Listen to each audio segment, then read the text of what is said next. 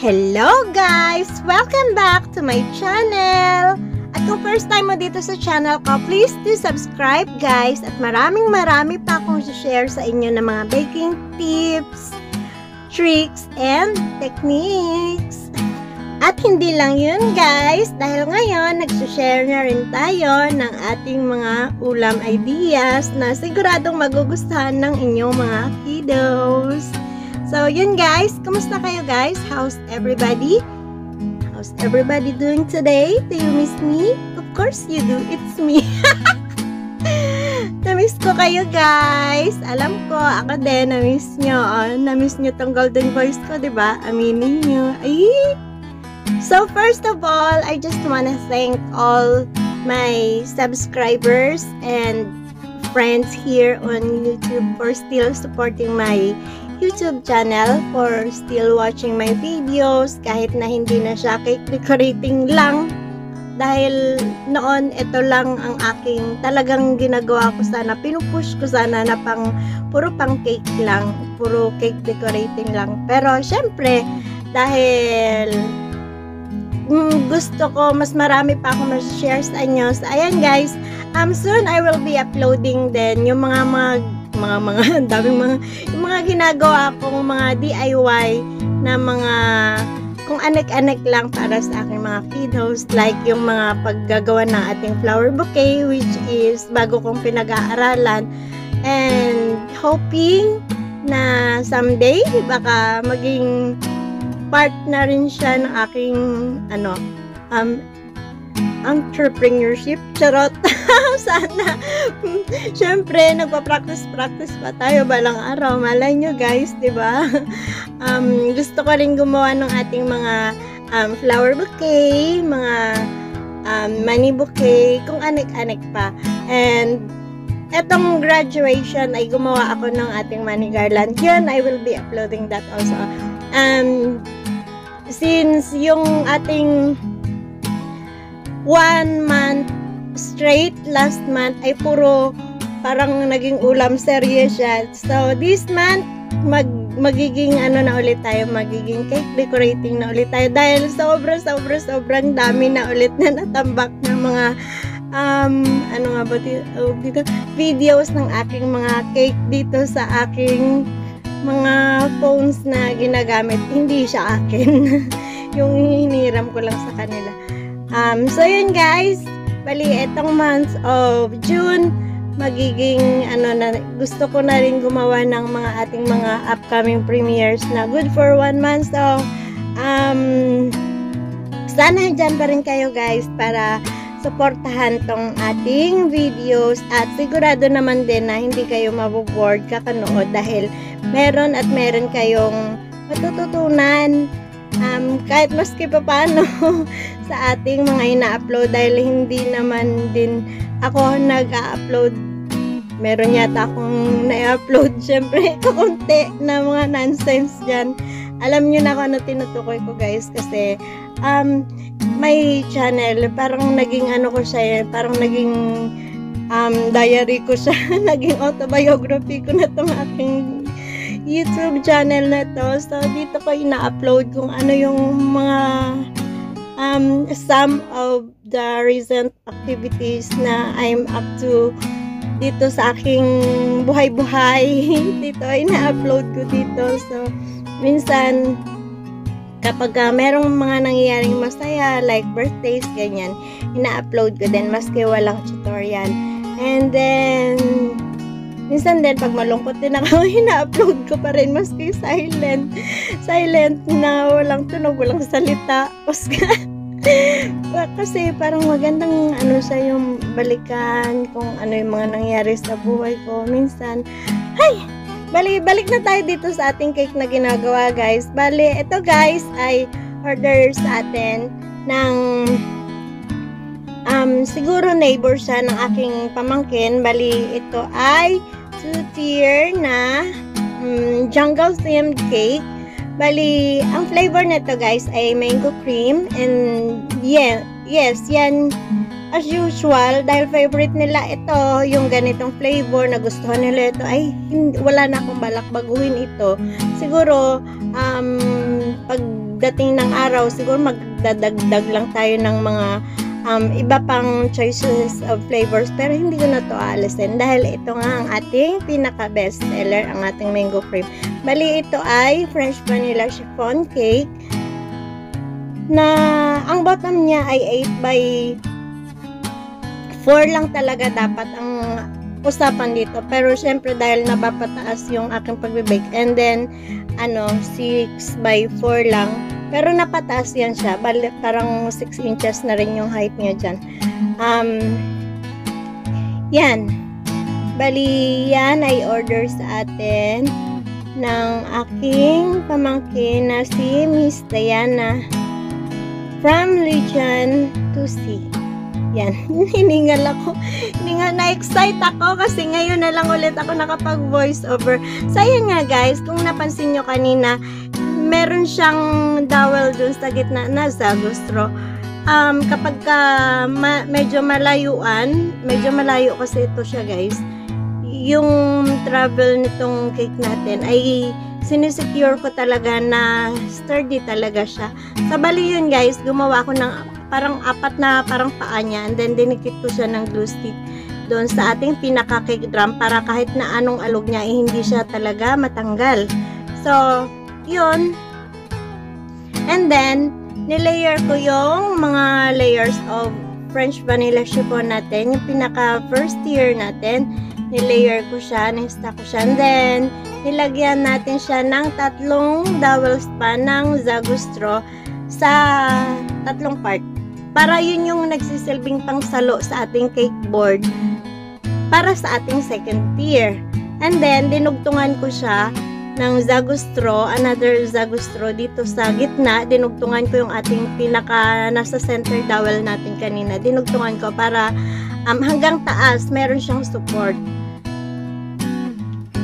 And then, nung na-stack ko na itong ating second tier na ito, ay nilagyan ulit natin siya ng straw, pero I'm out of Zagustro na. So, ang nilagay ko na lang dyan ay yung mga straw na transparent pa rin yan.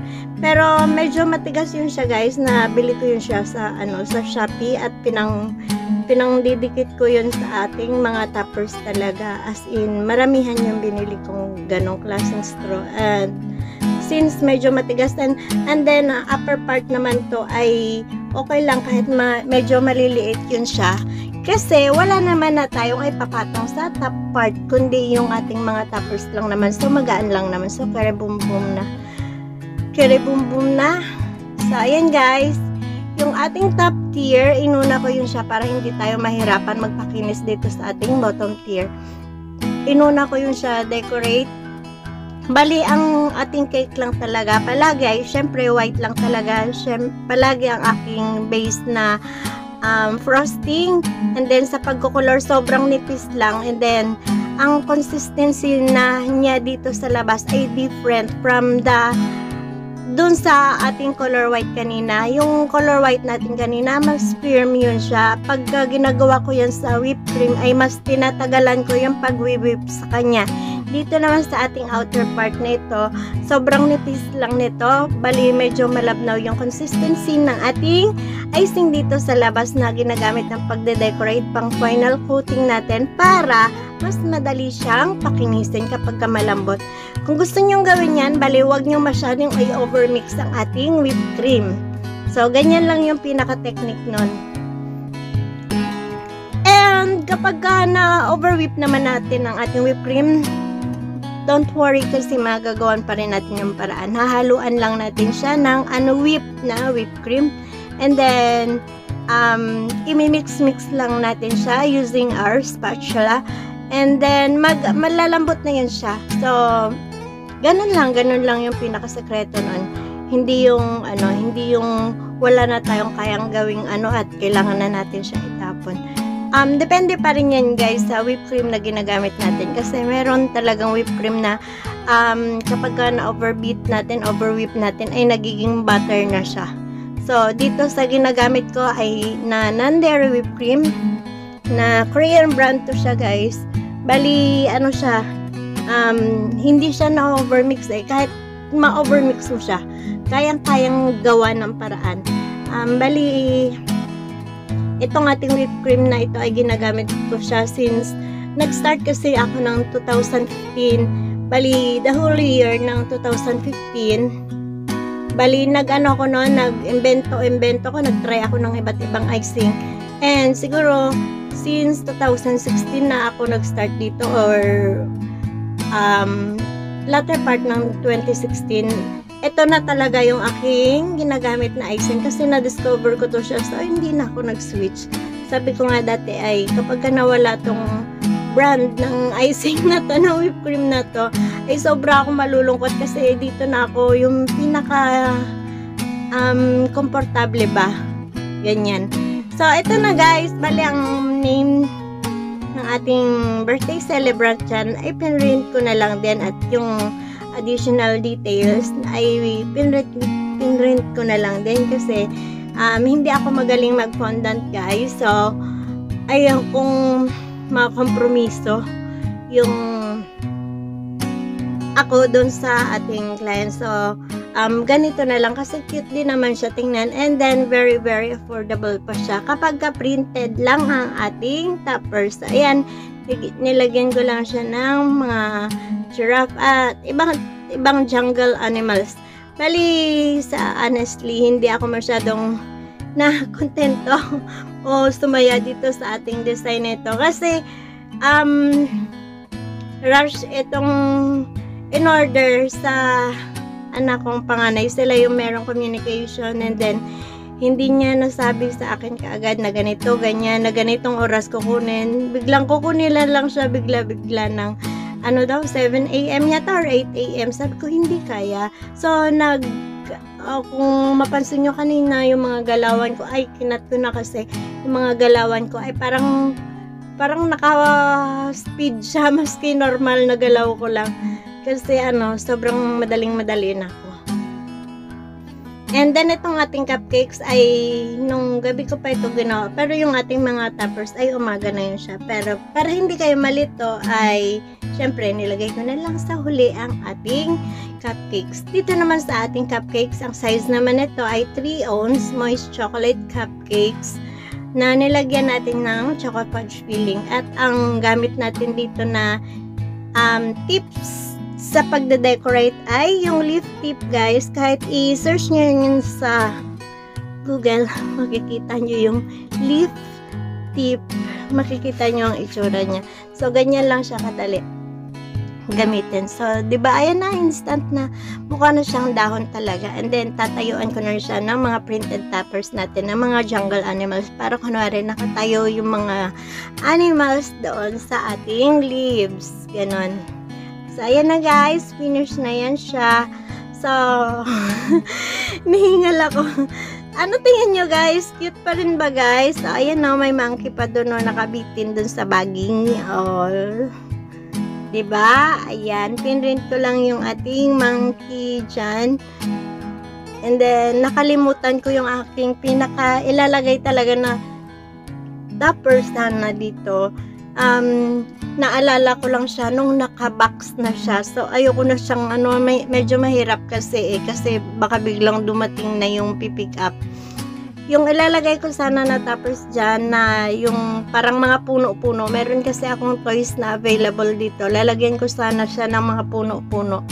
At mga ferns na nanggaling sa ating yung mga nilalagay ko rin na mga roses. Diba may mga kasama yun siyang ferns and then leaves meron.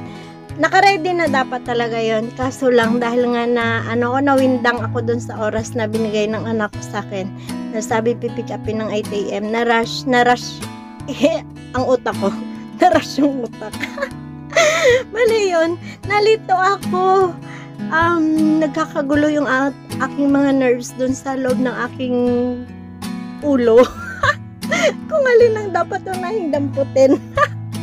Nagkakagulo yung mga nerves. Hindi nila alam kung alin ang uunahin. So, ayan na guys. Yun. Thank you so much guys for watching. Thank you and God bless you all. See you again next time. Bye! Mwah!